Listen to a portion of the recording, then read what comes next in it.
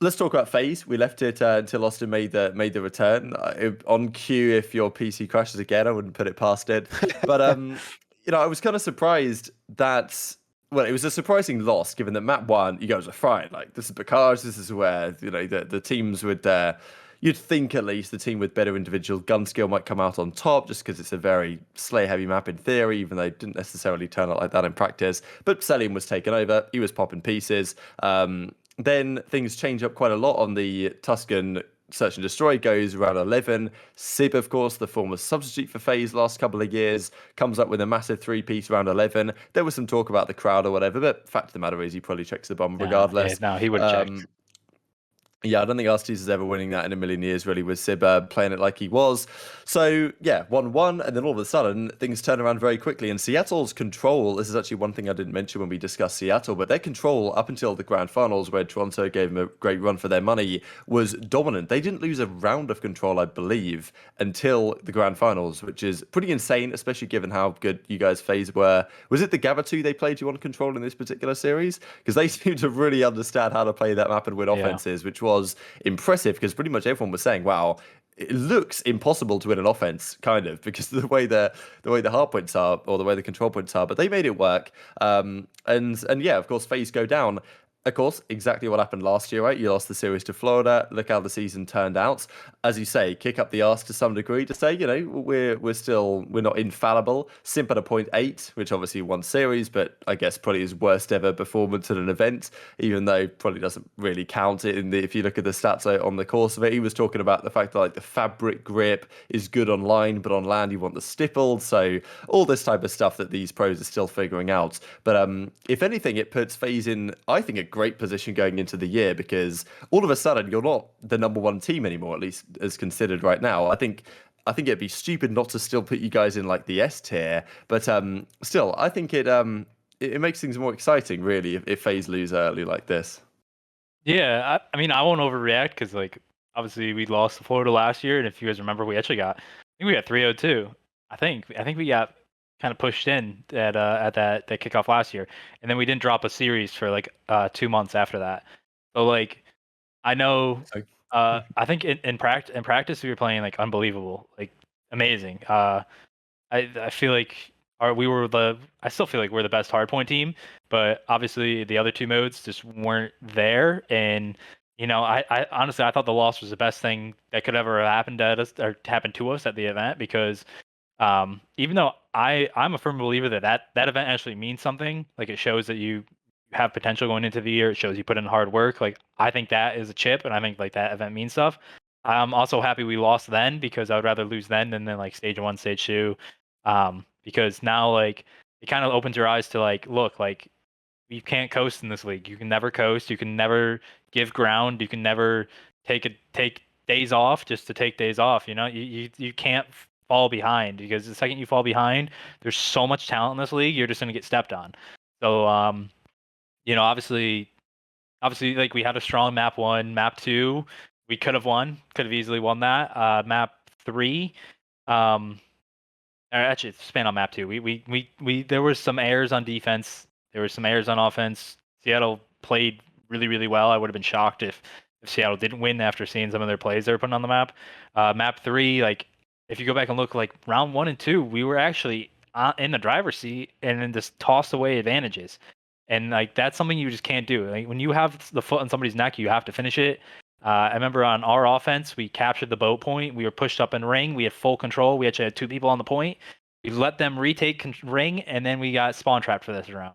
And it's like that one mistake of letting them retake ring messed up the entire round. And like when a team has that much talent like that, they're obviously gonna take advantage of that and win it. And then in map 4, we were actually up 150 to 72 on P1. We got the first 2 kills. We got the first set of kills with 50 seconds left on P1. 9 times out of 10, that's a 200 to 70 point lead going into P2, right? And that's usually when the other team gets a 50, and then you go into P3 and it gets mixy at the end of the rotation. But we won the first wave of kills, absolutely just tossed in the second wave of kills because of just challenging and not correctly funneling. And then you find yourself in a hole going into after P2.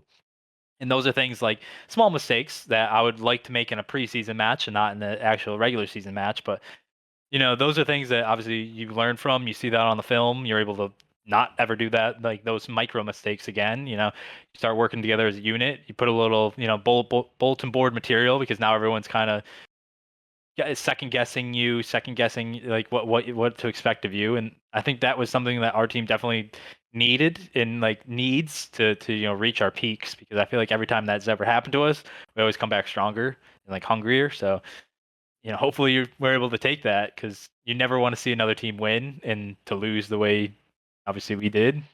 It sucks, puts salt in the wound. So hopefully we're able to rebound pretty strong going into stage one. The question is Seattle your kryptonite?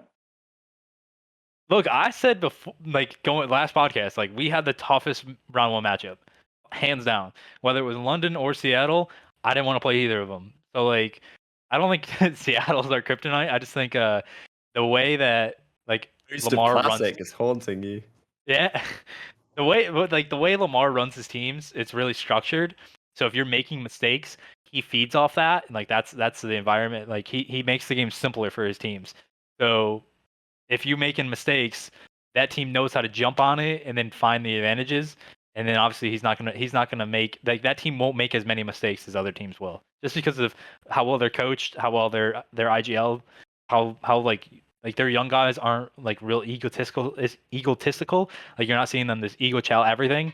You're seeing them actually conform to the structure, which is amazing. You don't really get that a lot out of young players going into their first like fully professional team on land in front of a crowd.